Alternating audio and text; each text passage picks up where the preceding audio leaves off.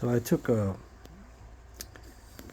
this was a stake that is usually hammered into the ground and put on either side of a new tree to hold it up from the wind.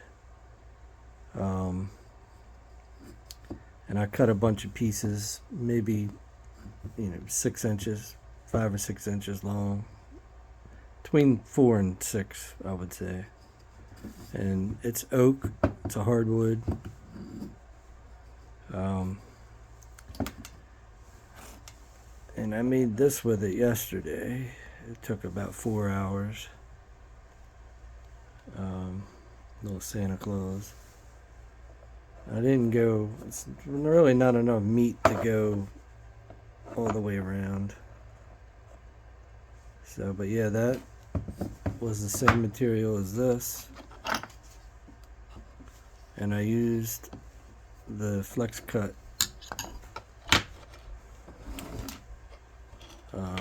knife, which is what I use for most of my carvings.